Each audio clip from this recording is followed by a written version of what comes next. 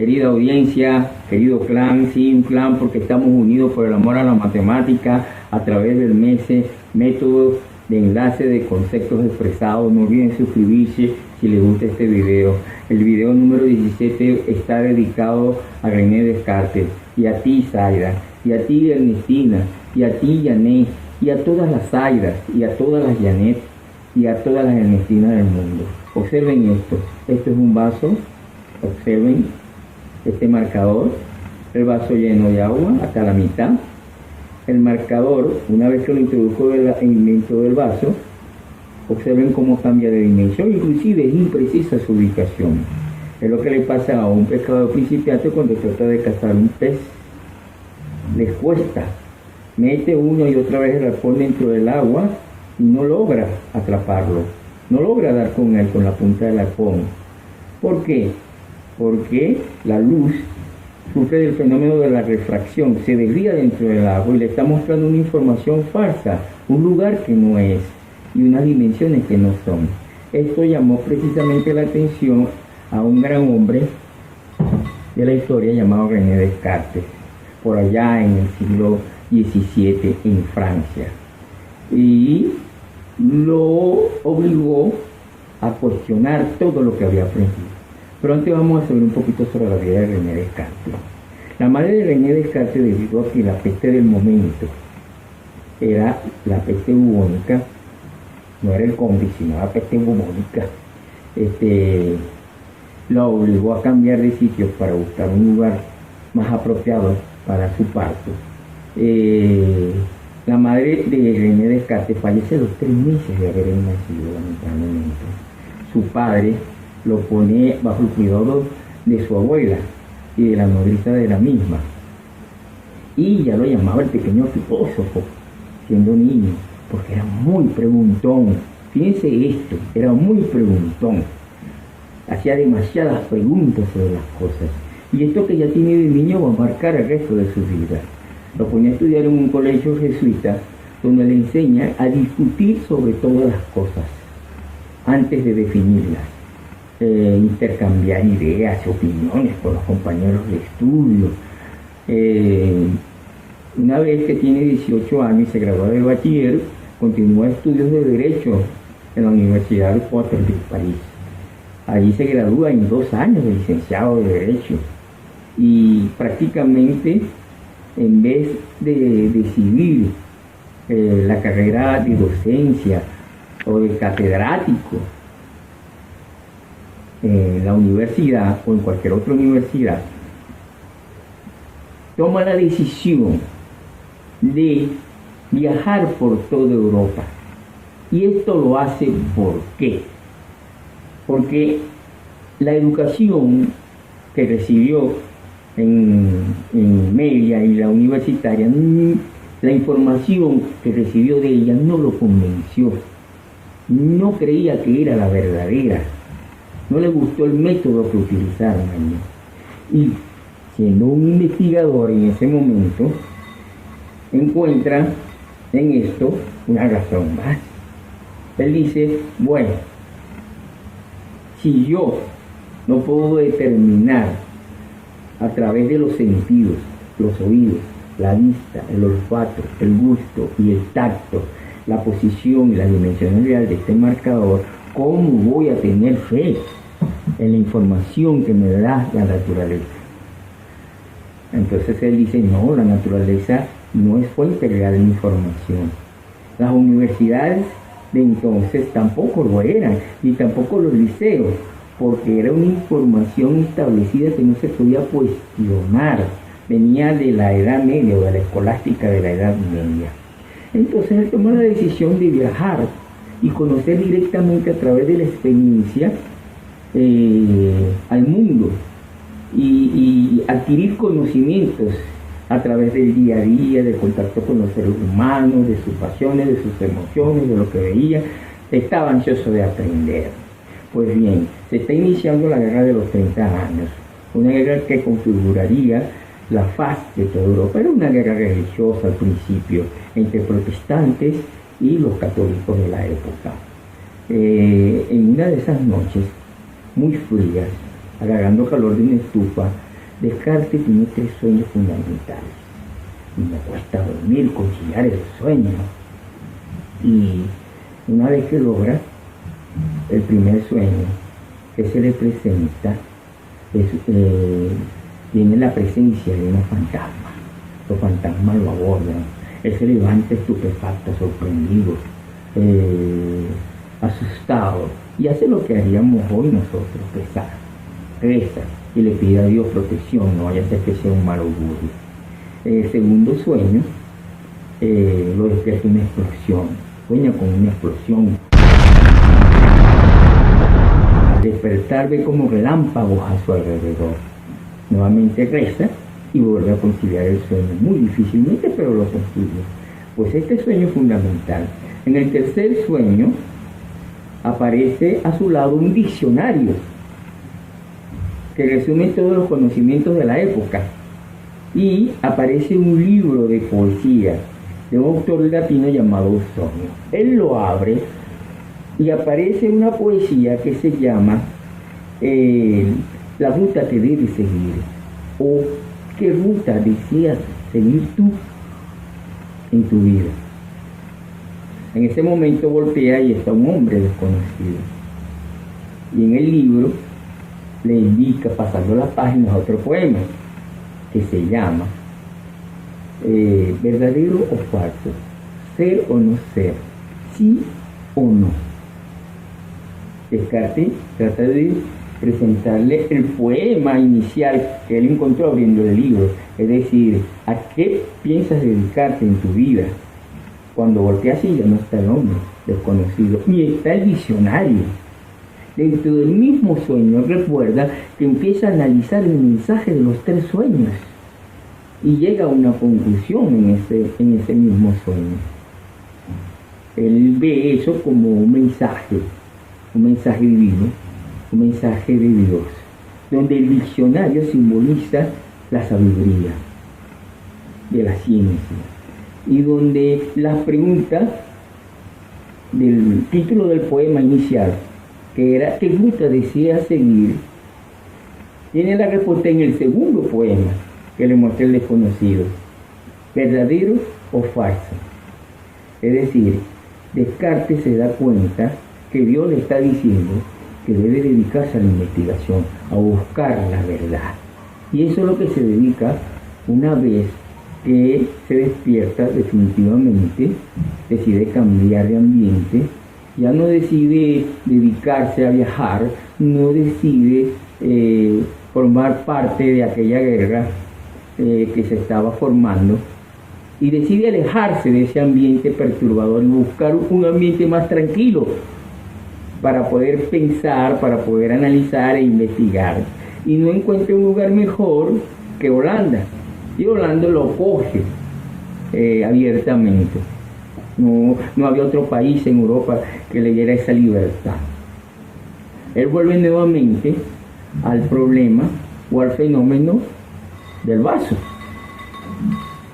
Y este vaso con agua y el marcador interno. Y él dice, bueno, yo quiero saber realmente cuál es la dimensión que tiene el marcador una vez que está dentro del agua, o el lápiz, o la rosa. Y se da cuenta que con el lenguaje matemático puede determinar la verdad. Y crea una fórmula muy famosa y utilizada por la óptica para crear, diseñar e inventar los lentes. El padre de la óptica, o uno de los padres de la óptica moderna, se llama René Descartes. Uno de sus grandes aportes de él corresponden a esa rama de la física. Y él llega y dice, bueno, si la realidad a través de mis sentidos no me da la verdad, pero llegué a la verdad a través del lenguaje matemático, pues la matemática como tal es un lenguaje verdadero, es un lenguaje a través del cual yo puedo alcanzar la verdad. Y es así como este hombre toma el método de las matemáticas para llegar a la verdad del mundo, a cualquier verdad, no importa el tipo de verdad que sea, no importa a qué ciencia pertenezca, no importa si es una verdad física, una verdad química, una verdad social, una verdad sobre el hombre, inclusive una verdad sobre Dios.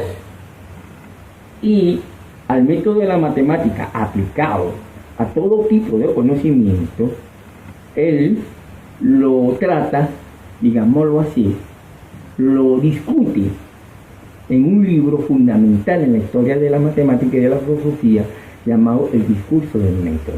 Él lo llama discurso del método porque precisamente discurso es hablar. Él quiere hablar sobre un método para encontrar la verdad a través del método matemático y lo llama discurso del método.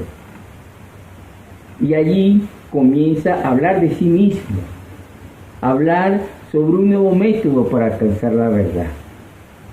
Y resulta de que enumera en 4 pasos este método. ¿En qué consiste el método del discurso del método? Valga la redundancia.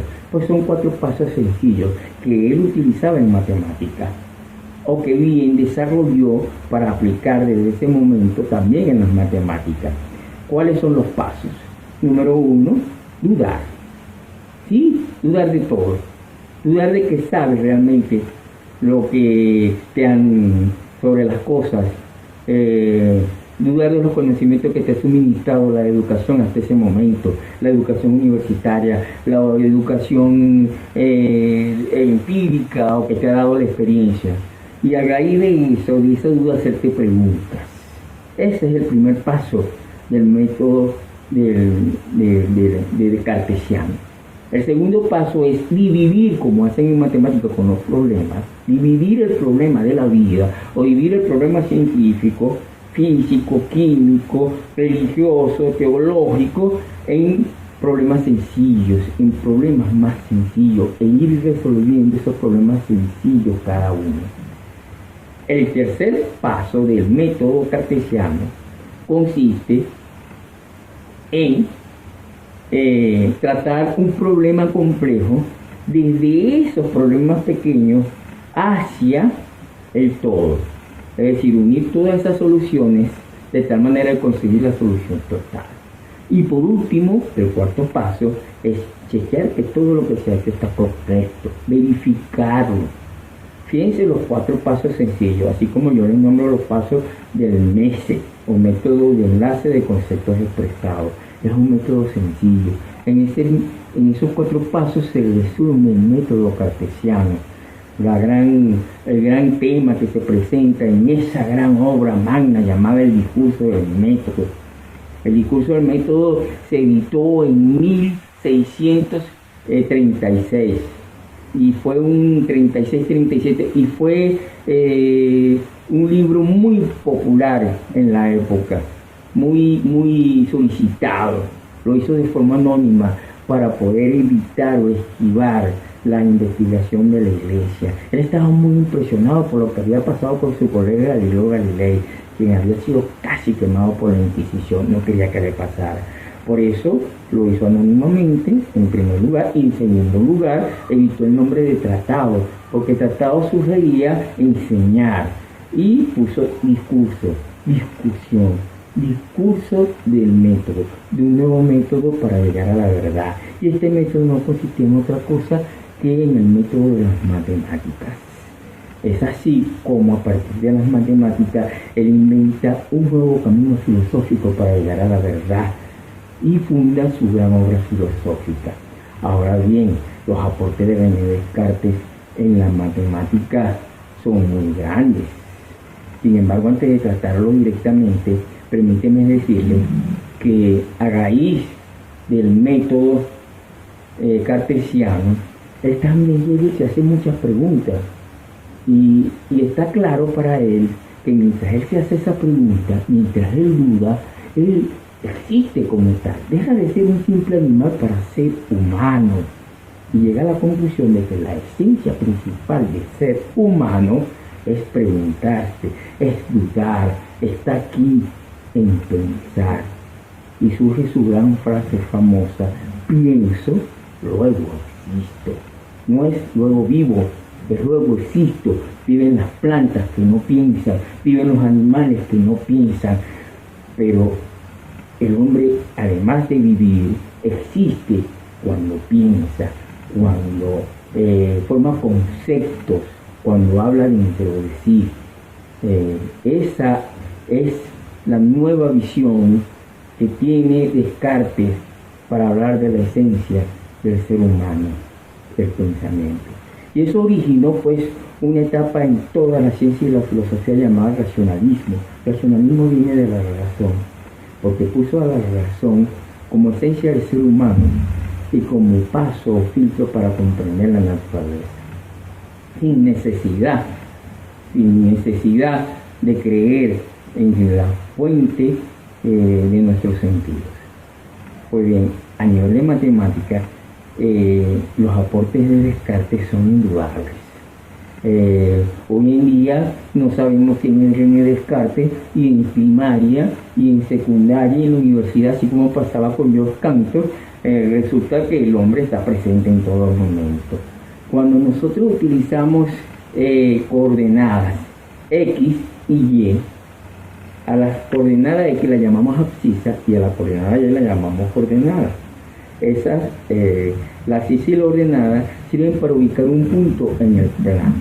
Pues esos nombres fueron dados por René Descartes. Y resulta que es un par ordenado A, B, donde A, él lo nombró X, vendría siendo la abscisa, y Y está en la ordenada o en el eje Y, vendría siendo la ordenada. Esas dos coordenadas me definen un punto en el plano. Y ese plano, desde entonces se denomina plano cartesiano. Ese plano o ese aporte se utiliza hoy inclusive en Google Maps para ubicar la dirección tan útil para nosotros de cualquier tienda, un restaurante, donde estamos, hacia dónde vamos. El plano cartesiano de Descartes está en Google Maps. Pero además resulta de que esos puntos tú los podrías unir y vas a obtener una curva, una recta o una curva. Y esto sí es novedoso también, esto sí es impactante. Al tú obtener una curva uniendo unos puntos, tú encuentras una gráfica, y eso es geometría. Pues bien, tú puedes graficar entonces funciones que relacionan la ordenada Y con la ordenada X, con la abscisa X, perdón. Es decir, una función es Y igual a f de X. Entonces, cuando tú graficas esa función uniendo sus puntos, tú estás uniendo un concepto algebraico que es la función con un concepto geométrico que es una curva. Entonces Descartes es el fundador de una de las nuevas ramas de la matemática, se llama geometría analítica. Geometría está en la curva que obtiene al unir los puntos, y analítica viene de la palabra prácticamente función que utilizas del álgebra al utilizar las letras X o Y. Imagínense ustedes, nosotros amantes de la matemática, que hemos amado estos términos de función, que las hemos graficado, que hemos obtenido curvas, y no estábamos conscientes realmente de quién había hecho estos aportes. Pues su nombre es René Descartes. Lo presentó en esta misma obra filosófica llamada El discurso del método. El discurso del método era el prólogo, la introducción a la geometría, a la óptica y a la meteorología, sobre los meteoros. Él la llamó, su estudio era científico, el libro era científico, y su prólogo, que se volvió después más famoso, pues, y filosófico, fue el discurso del método. El discurso del método, el método cartesiano no es sino el método matemático aplicado a la ciencia general para encontrar la verdad, y que cambió la manera de buscar la información real. René Descartes fue un hombre de mucho prestigio intelectual durante su época.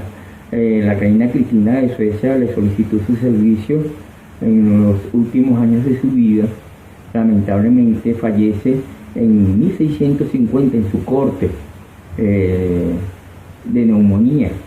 Hay algún investigador que ha determinado que pudo haber sido un homicidio, pues las características de esa enfermedad eran vómitos mareos y escalofríos. Y resulta que todas son condiciones o características de un envenenamiento por arsénico, más que de neumonía.